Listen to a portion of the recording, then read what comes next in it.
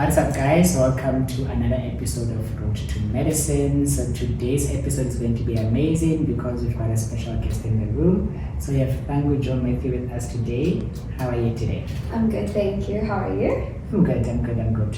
Firstly, thank you for joining us. We know you're very busy, but thank you for taking the time to come and join us today. Thank you so much for having me. Cool. So maybe as a starter, can you just give us a brief introduction about yourself, your hometown, and we'll take it from there. Okay, so I actually grew up in India for like the first 12 years of my life. And then my dad moved to South Africa for work purposes, and then he kind of relocated the entire family to South Africa. And this was in 2011. So I was in grade 8 at the time, and my brother was in grade 11. And so I did my high school in Durban at a school called Maristella, and then went to Wits to do my first degree, which was dentistry. Okay. Yeah. So maybe can you walk us through like your matric, and also like your initial application into university, like which universities did you apply to and which programs, and then what did you end up?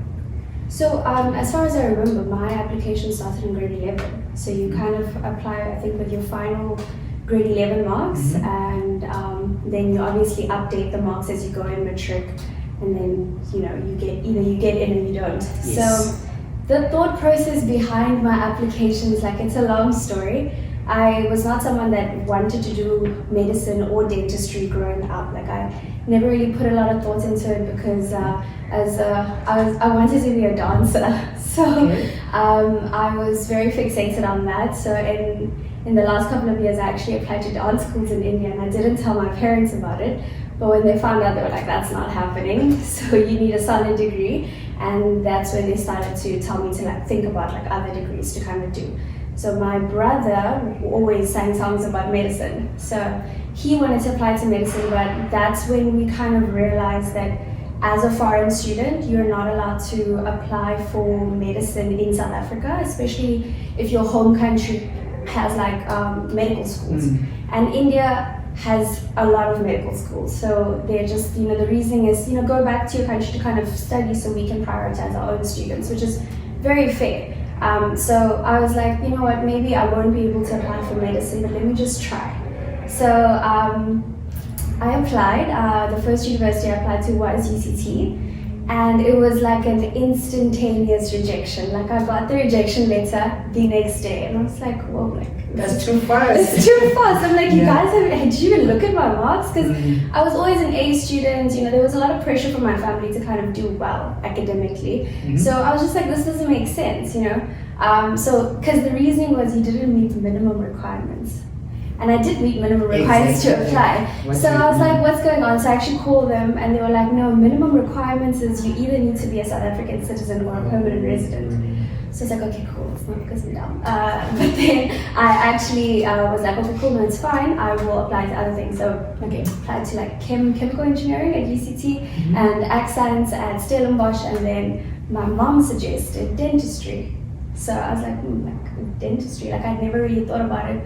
You don't really think about becoming a dentist. No one really likes the dentist, so it's like, why would you want to be one? So I didn't even know like where were dentists made. Like I'd never really given it much thought, but she gave me a couple of good reasonings, and I was like, okay, it's a great 9-to-5 job, great working hours, good pay. So I applied for dentistry, and that is how I landed up at Wits to do dentistry.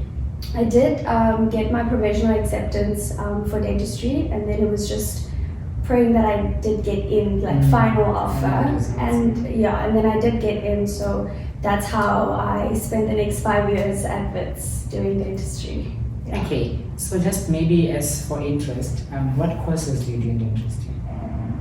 So your first 2 years are your preclinical years, and then your last 3 years are your clinical years. So in the first year, I'd be lying if I said I remember exactly which courses that I did, like to name all of them, because there were 10. And in second year there were 13, and the numbers only went up as you progressed. Yes, it was a very high intensity, like high pressure sort of environment. And you kind of have to be with the amount of workload you need to get through in your preclinical years to be able to go into clinical years to treat patients. So your preclinical years, I mean, we did anatomy and physiology in first year, as opposed to every other sort of health science degree that did it in second year.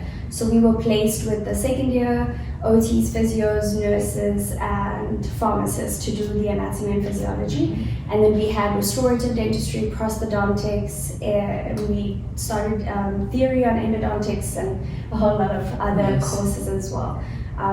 It was difficult, but I'd say like I kind of got through all my years of dentistry by exempting everything, because VITS gives you the option of exempting your final exam if you have a year aggregate of 60%. So never really had to write final exams or anything. It kind of like, at least like by like September, October, like you're going to pass the year because you exempted. So that's how it was in the first 2 years of pre-clinical years, where they train you with all the skills that you require to treat patients from third year onwards. So we didn't have patient partners like we have at medicine here, because dentistry is a very it's a lot of invasive procedures. I can't pretend to do it like a filling on you. I can't pretend to make dentures for you. I have to actually do it. So we needed that training to start from third year, but before we start touching patients, the school needed to know that we were, the patients were safe in our hands, which is why the requirements to pass into your clinical years was very high. Like it's so easy to fail your first year and second year, and like half my class failed my first year, just because of the clinical subjects like restorative dentistry and prosthodontics. So that's how it was. We were trained in the lab, and then we progressed to third year when we started seeing patients. Okay. So yeah. So now, how does it work then? After undergrad, you then go like into conduct, internship? How does it? So after your undergrad, we don't have internship years like medicine. It's just 1 year of community service. So I did my community service at Claxton Hospital in the Northwest. It's a tertiary hospital with a dental department and a maxillofacial and surgery department. It's my hometown. Is it? Oh wow, I didn't know. So I specifically gunned for that post because I was like, my husband now, fiance at the time, he was working at that hospital as an comm server. So when I was in final year, so he told me that they have a very good maxillofacial surgery department. And he told me about the consultant there, and I had heard about her while training in my final year from the registrars in MaxVac. So I was just like, you know what, I've heard lovely things about this consultant, she's very keen to teach, so I want to train under her, at least get some sort of exposure to MaxVac, because it was the closest thing to surgery, which I initially wanted to do through medicine. So that's how I landed up at Claxton, and then she really taught me a lot that year. I got exposed to a lot of maxillofacial surgery cases and kind of cultivated my interest in medicine as well, in addition to the myriad of other things that I was exposed to throughout my undergrad that also kind of solidified my decision to then pursue medicine after dentistry. Yeah. Okay. So now I just want to know, while you were still doing dentistry, did you still have like that desire to want to do medicine? Oh, throughout. So even when I got into dentistry, I think because I had a lot of friends doing medicine, and because my boyfriend was also doing medicine at the time, I was constantly exposed to the courses that they did, and them being on call, and all the clinical exposure that they got. And obviously with dentistry, like our anatomy and physiology, even though we do the entire body, like our focus is head and neck. So I was like, no, but I want to learn more. Like I want to learn more about the human body, and there was this hunger for more knowledge. And I had known at that point that no matter what, I was going to do medicine after. In my final year, was the fourth year of dentistry, we actually got to do a couple of blocks under doctors. Like we were trained by doctors. It was general surgery, pediatrics, and I think it was family medicine or something like that. I don't remember that one exactly. But with general surgery, I got to be on call with the trauma surgeons. Nice. That was probably one of the best nights of my life. I was so blown away by all the trauma cases I was exposed to that night. So I came the next day and I was just like, you know what, this is it. Like, I am going to become a trauma surgeon. So I was like, no matter what I do, I'm going to do medicine after. So in my final year of dentistry, I actually applied for medicine at UCT. But I got rejected instantaneously again. It was like next day rejection. So I was just like, this is really funny. Like, why am I getting rejected? But, you know, because I had applied in my final year of dentistry, it was in the middle of COVID, it was 2020. It was already hectic. We had lost a lot of months being at home. So we were trying to catch up on time and try to finish quota and everything in my final year. So I kind of took that rejection. I was like, it is what it is, I'll apply again next year. I didn't inquire about it, but I wish I had inquired. It would have given me a little bit more insight as to why they rejected me, and I could have fixed that the following year. But I applied, got rejected in final year, and then when I did my ComServ, I applied again to medicine, and then got rejected again. This time I again only applied to UCT. I was too late for my Stellenbosch application, but at that time, I did get a little bit of misinformation from someone that I spoke to in admin, because I told them that I have a previous degree, I want to apply for medicine, do I still need to do MBTs? And I was told, no, I don't need to do MBTs. And that is obviously incorrect, because your MBTs only last for about 2 years, and then they're invalid, like you need to like redo them.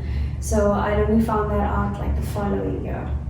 Which is why in my private practice, then I had written my MBTs to then apply for medicine. It's been a long journey. A nice one, eh? So just out of curiosity, as a vet student, why not GEMP? This has less to do with medicine, more to do with life in general. GEMP was my first choice because it's 4 years. I mean, I did a 5-year degree already. I'd spent a year doing community service. My age is only progressing, so I'm like, a 4-year degree is way better, especially because it caters to people with previous degrees. But my husband got into a rage program, and he kind of got in everywhere. So then he was able to kind of pick which university is best for his anesthetic, being a registrar in the Department of Anesthesia. So he picked Stellenbosch. So he was here, and both of our families were like, okay, you guys need to be married, and now you're going to be living apart. So we made the decision to then pursue Western Cape instead of focusing on Gauteng. So kind of made the decision to put, GEMP as a secondary option because of just other aspects of life.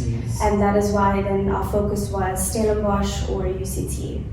And that decision was made when I was doing my private practice, my first year of private practice, which was 2022. Yeah. Okay. So when you're doing private practice, the private practice, was it like in maxilla surgery, as you mentioned, was it something different? So my private practice, so you actually can't practice maxillofacial surgery unless you're a qualified specialist. You can do surgical extractions and stuff like that, but that's something that I still do today. It's just that's taught in your undergrad, so it's within your scope of practice. When I did my private practice, it was, it's more focusing on aesthetic dentistry and restorative dentistry, not really surgical, the surgical aspect in MaxVac. So I mean, in my private practice, I didn't really have a lot of exposure to maxillofacial surgery. I didn't have time to shadow any surgeons or anything like that because I have a Monday to Saturday, I have a full-time job, Monday to Saturday, and also other adult responsibilities. So you kind of just go into it and you just join the working force, and then you're just part of private practice in dentistry, which is very different to like the maxillofacial surgery department that I was exposed to as a ComServer, which is more the hospital life. Okay. Yeah. So like when you got in last year, in Right. 2023, how did you feel like when you got the acceptance letter? Blessing, that's also a very long story because like I said, like after all those rejections, and I had applied for medicine at Stellenbosch, they needed me to kind of drop out of any course that I was doing, and I was doing a master's in Max Fac at the time. So it was a big decision now. I'm being told I need to write NBTs, which is 2 months before the deadline for the final date was, I think, in October. I'm being told 2 months before that I actually need to write my NBTs. There's no way of getting around it in order for my application to be considered. I had 2 months to prep for NBTs. That is going back to subjects from high school, like your maths and your English, learning geometry and trig and calculus and algebra and whatever else that I had to learn. So it was a very humbling process, but it was also it was making me question my decision of going into medicine. It was I have to go get past so many hurdles. Is it really worth it? There's just too many obstacles. And I'm being told I need to, give up my master's right now to even be considered for medicine at Stellenbosch. So at that point, I was really starting to doubt this path that I had been pursuing for so many years. And when I got rejected by UCT, because I did get rejected in 2022 when I'd applied. I mean, I know I started in 2023, but that was like I said, it's been a journey.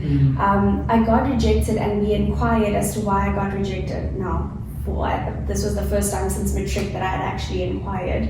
And they said that, oh, you're an international student, we can't accept you. And I'm like, what do you mean? I have a permanent residence in this country.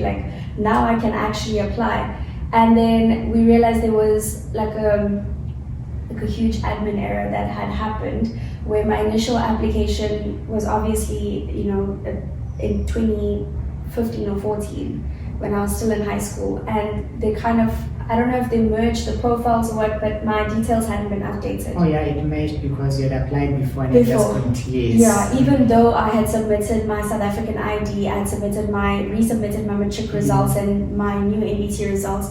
So there was this huge mistake that was done with admin, and that if you're a foreigner, you put it in the rejection pile. So we notified them about it, and then that's when they were like, you know what, we've given out all the provisional acceptance, you need to now wait. So I thought provisional acceptance were only for matriculants. As far as I know, postgrads don't get provisional acceptance, but we kind of took everything that we were being told and we were like, it is what it is.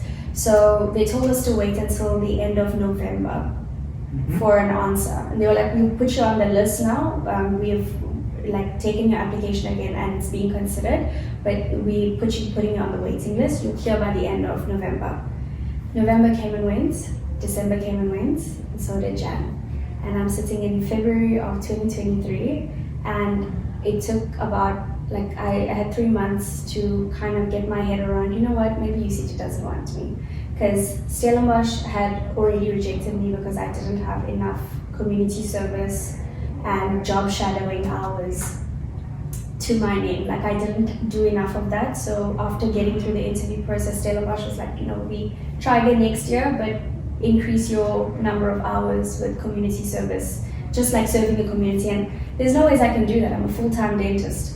I have to work Monday to Saturday. There's no time to do anything else. So I was like, you know what, it's fine. Stellenbosch doesn't want me.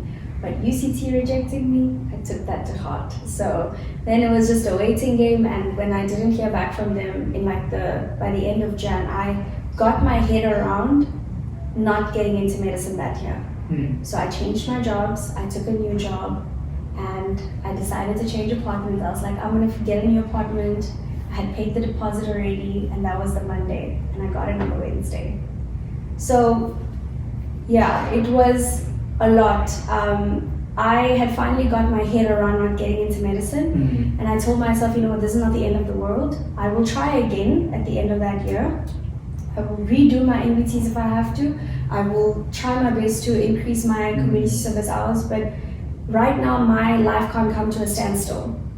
Just because I didn't get in 2023 doesn't mean I can be stagnant in my life. I need to grow. Life continues, and it's part of adulting. You have to be how can I grow as a person, even though I didn't get into medicine, even though it wasn't my plan. So now I got my head around, I'm going to do courses. I registered for my Botox and filler courses and all these other courses that I was going to do to make me a better dentist, to grow in my career.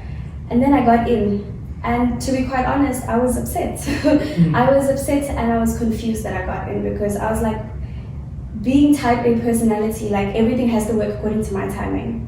I plan things and it must happen like that. And when it didn't happen according to my timing, disturbing the system, and I was just like, this is not what I planned. And it took me 3 months to get over the pain of being rejected again, and to kind of get my head around in another direction. That now that I got it, I'm like, but why now?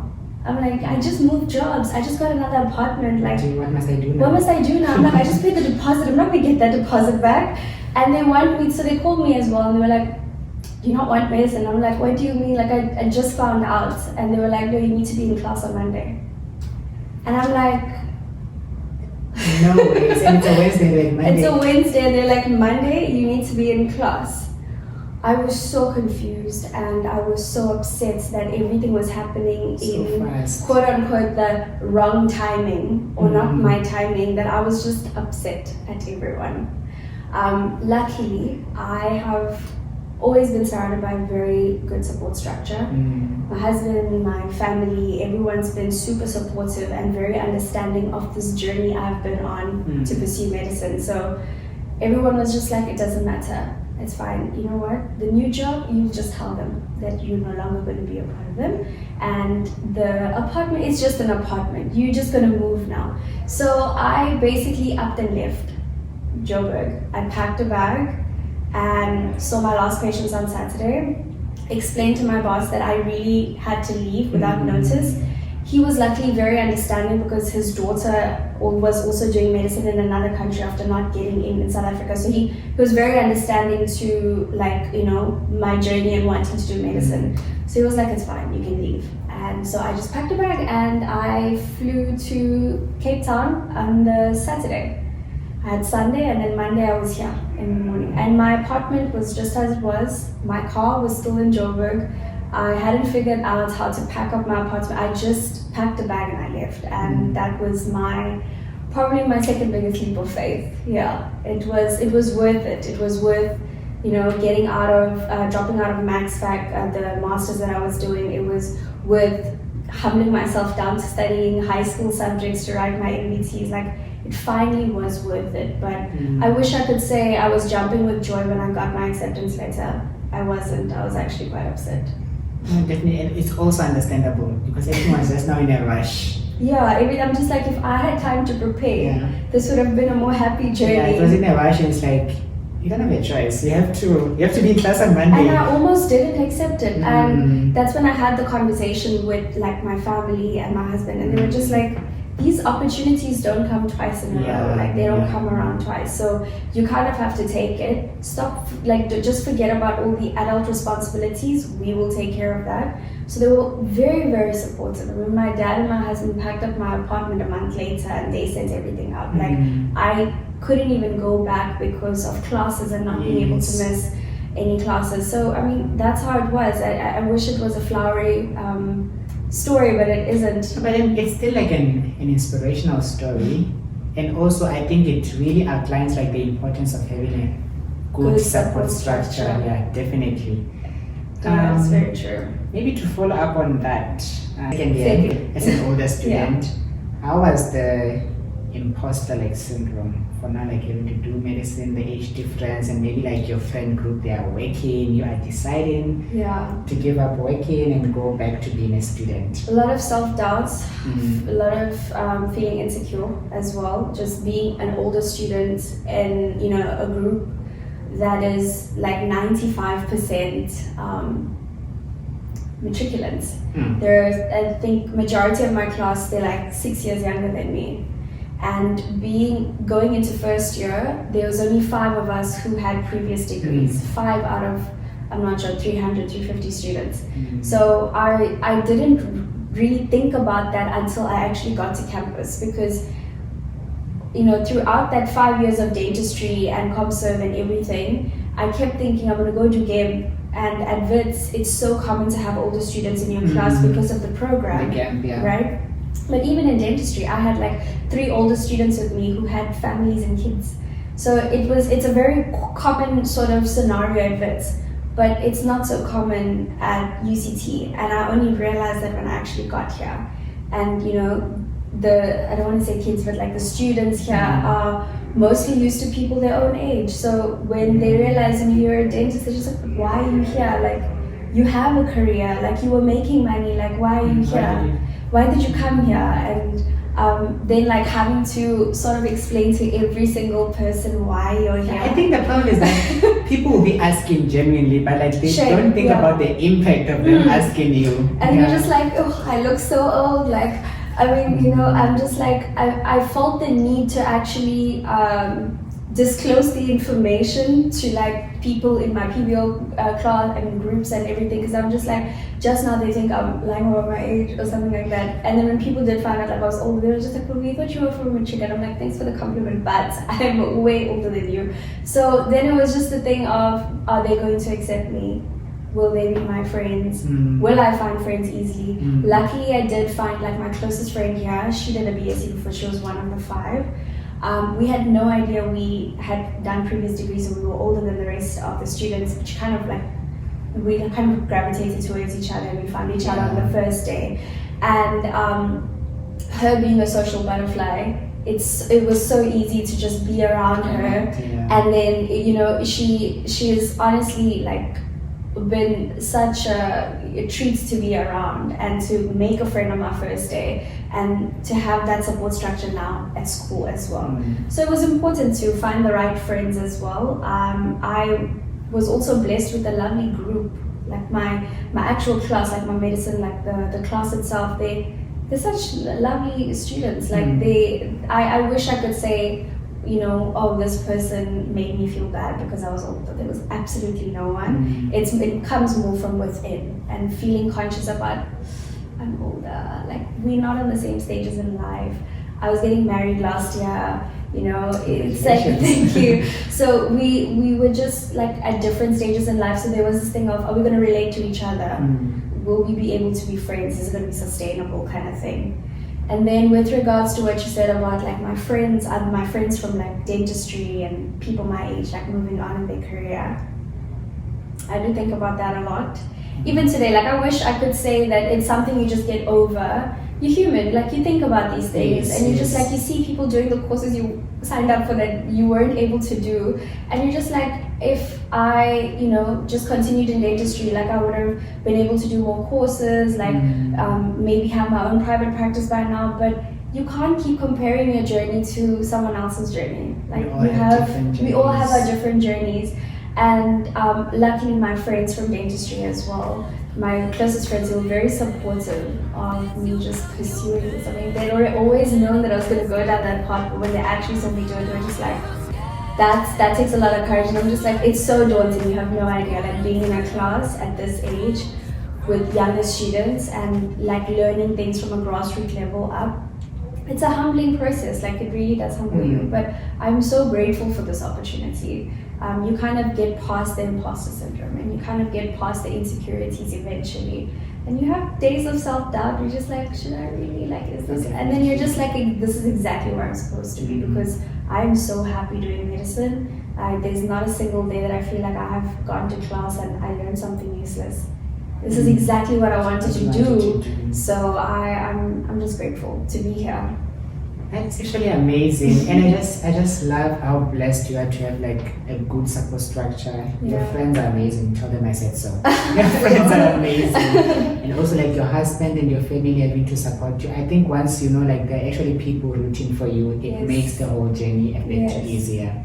I think the only person that teased me was my brother. He was like, are you going to be a granny when you graduate?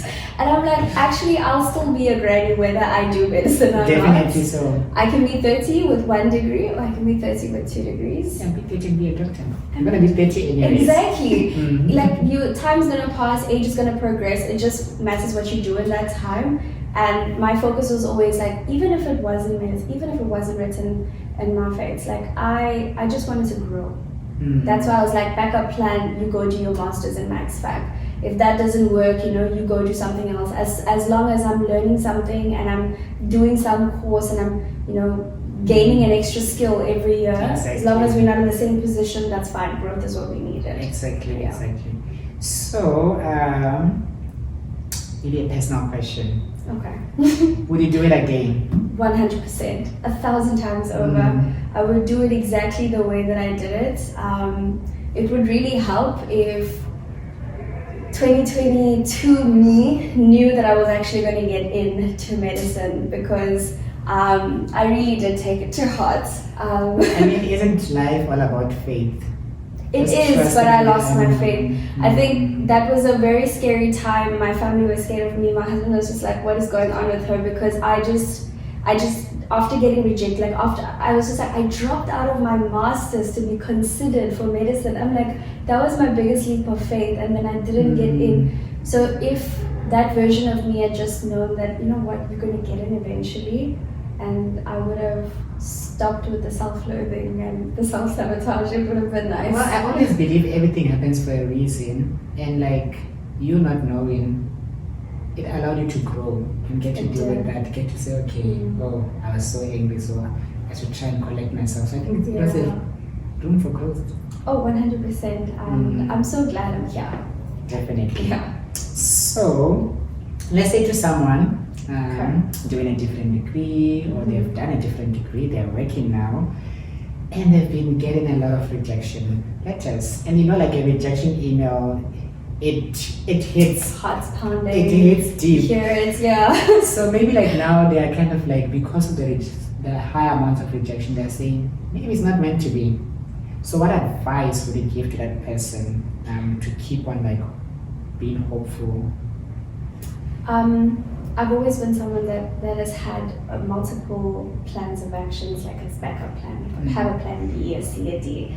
So if someone keeps getting rejected, like I'd say that always have a backup plan to grow yourself in whatever career that you are in right now. I mean, don't forget about medicine. There's so many different ways to actually get into medicine. You don't have to get in South Africa. You can go do it in another country. There are people doing it in Ukraine. There are people doing it in China. There's people doing it, you know, in so many other countries. There's always a way to do medicine if that's truly what you want to do. But have a backup plan, as in like, whatever you're doing right now, like try to love it as well, because you can't hate what you're doing at the moment and then hope to succeed to a level where universities actually consider you, because Definitely. Universities look at what you were doing previously and they look at how much you've excelled in that degree or in that course or whatever. So put your heart and soul into what you're doing right now, and greatness will be recognized. Universities will see it. And I wouldn't say give up. Even though I got rejected in my private practice years and I hit rock bottom, I told myself it's okay, I'm still going to try again next year. Obviously there was that voice at the back of my head saying, you're growing old, girl. Yes. You're growing old, at what point are you going to give up? And I hadn't thought of that. I was just like, I'm still going to grow as a dentist, but I'm still going to keep trying. Like I'm not losing anything by trying. And if I truly still want to do it at 35 years old, I'll still do it, maybe just in another country. I wouldn't say give up, but always have a plan to grow yourself. Like that should be the goal, to grow yourself as a person, not to grow in medicine. Definitely. As you grow yourself, like you might just find your way back into medicine. It just doesn't have to be the same route. I mean, nature has a funny way of reuniting you with your destiny. Exactly. Definitely. So maybe as a follow-up, let's say to someone out there, maybe they're doing a different degree, or they've done a different degree, completed it, and are now working. And like they've been receiving a lot of rejection letters, you know, like a rejection letter gets to you. Yeah. So maybe now like they're also worried, as I'm going to study medicine as an older student, maybe this is not meant to be. So maybe to motivate that person, can you just tell us like what are the pros or advantages of having to do medicine as an older student, in terms of like you now have experience and things like that? So I mean, obviously you're like coming into medicine with a previous degree, possibly even work experience, and you come with a truckload of knowledge. Like you've already have like the foundation set for perhaps patient care, especially if you're coming from a health science background. So you're able to take all of your experiences as like a healthcare professional, let's say in another faculty, and you're able to then kind of draw from all the teachings and kind of integrate it all together. I often find myself, using the things that I learn in clinical skills on my patients on a Saturday while I'm busy being a dentist. Like I'll pick up on like actual systemic signs of like certain diseases, and I'll be like, maybe you should go to a doctor and see this, just maybe inquire about this.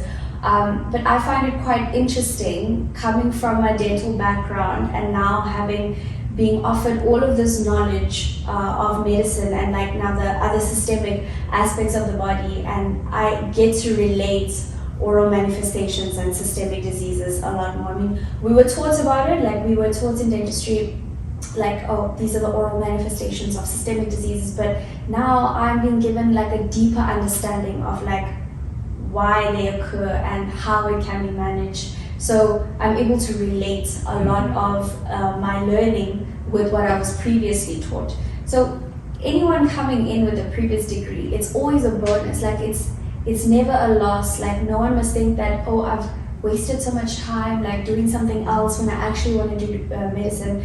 That's never the case. Like you are only benefiting from your years of experience in the workforce or your years of experience doing another degree. You're growing as a person and you're gaining so much knowledge, you'll only be able to put it together. So it's never, there's no cons to it, there's only pros to being a postgrad studying medicine.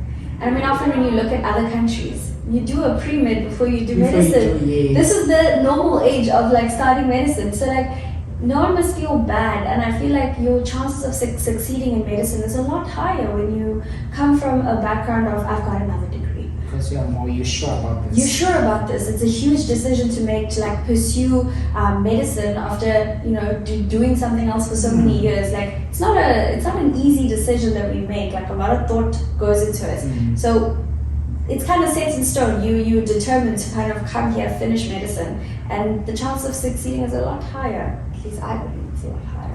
Definitely, I also believe so, because you come in with a bank of experiences. So, older students, the only pros, so apply.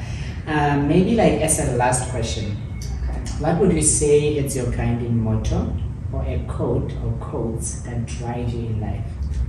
I hope I can remember this correctly, but I came across this quote sometime last year, and I believe it's by Winston Churchill. So it goes something along the lines of success is not final, and failure is not fatal.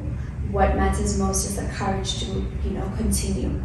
And I feel like I wish I had come across this quote at the beginning of my journey. I would have embodied it a lot more and would have helped me a lot more through my journey of like facing rejection and having to, get up every time I fall down.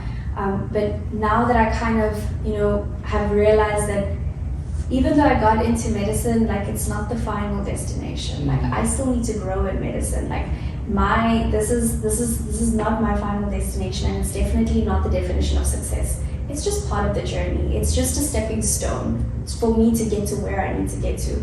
My studying is not going to end with medicine. I'm going to go probably do a PhD after this. I'm definitely going to pick up that maxillofacial surgery master's that I left. Yes, you should. Yeah, and I told my supervisors I would continue. I was like, I promise, I'll come back and I'll finish this. And I'll probably do an MBA. Like it's like there's going to be so many things that you kind of deem as your final destination, but it isn't that. Just because you've got something that you were praying and crying about, it's not the final sort of like it's definitely not. Yeah. The top of one mountain is the bottom of another one. Exactly, and you need to appreciate the journey. You don't see it as, oh, now there's another thing I need to kind of try and go and achieve. Just appreciate the journey and the growth that comes with it. And every time you kind of fall down, just get back up. It's okay. It's not the end of the world. There's so many other aspects to life that you can sort of appreciate as well. It's not just medicine. Give other aspects of your life importance as well. Friends, family, your social life, your cultural activities. Get involved in sports. Diversify your life so that you have more things to kind of focus on. And it's not just about medicine. Like, don't make medicine your entire life. It's important. It's a very important part, especially in someone like mine or yours life. Like we wanted this, and we've been wanting this for a very long time. But it's not what defines me. There's so much more to us than just medicine. It's just an aspect of us. But yeah, it's more about the journey. Definitely, I agree with what you're saying there. I think, yeah, focus, yes, on medicine, but also like have other aspects of life. Yeah. So that like you have balance. Like in life, I believe the most important thing is balance. Yes. You need balance. So maybe as a bonus question, so after like your undergrad internship, ComDev, are you planning on specializing, or is it too early to ask? No, I mean, I definitely came into medicine wanting to specialize. Because remember I said when I was told I couldn't do medicine, I found the closest thing to medicine, which was maxillofacial surgery that I could do through dentistry, which is also why I was just told my mom, you know what, I'll take dentistry seriously, like I'll do it. But like coming into medicine, I don't want to limit myself.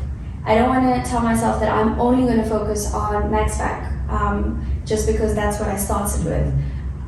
You know, medicine is so versatile, it's so vast. It offers you exposure to so many different aspects of the human body that I just want to open myself to be interested in anything that, you know, gets thrown at me. Like if I decide to do dermatology at the end of 6 years, and so be it. Like I don't want to limit myself to being like, oh, you know what, because you did dentistry, don't let it go to waste, like do max fac, because then maxillofacial surgery in any other country requires dentistry and medicine in order to practice the full scope. So it's never really a waste. Even if I don't do max fac, like dentistry will never be a waste. It has given me great hand skills.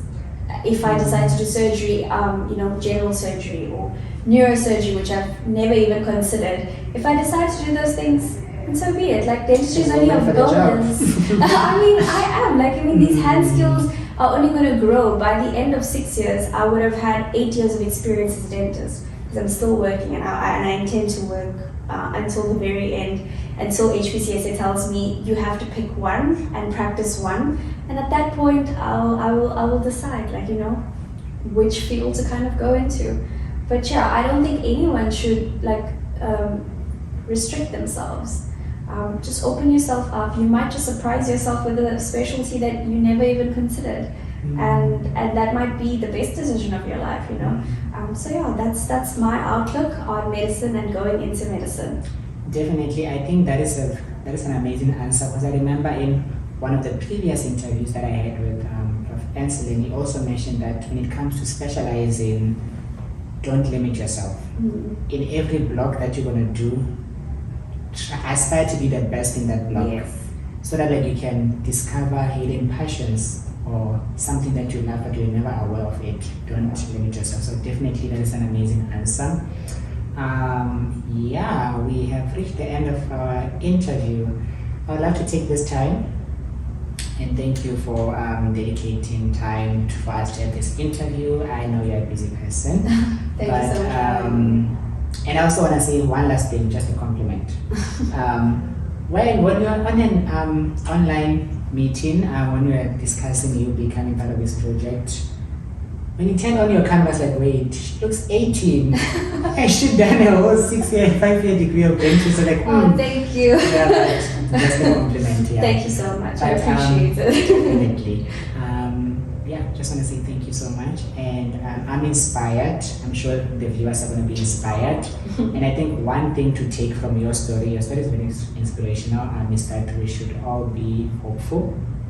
We should all focus, even if you fail, just lift yourself up, dust yourself off, and then continue going for what you want. But I think one important thing that we all have to go in our lives. I'm very amazed by like your support structure, like your husband, but mostly like your friends. Yes. Do I really have friends at this point? Because like I feel like those people have been supporting you, and I think it's really like proof of that. Like when you have a great support structure, it's very important to people rooting for you. Like you're always like, oh yes, like you're doing amazing, and then like it inspires you to go for that thing. So I'm very pick your friends wisely. Pick your friends so I don't wanna wisely. lie, I think that is what I'm like, wow, that's amazing. I'm So glad. thank you so much. Thank you for having me. Cool.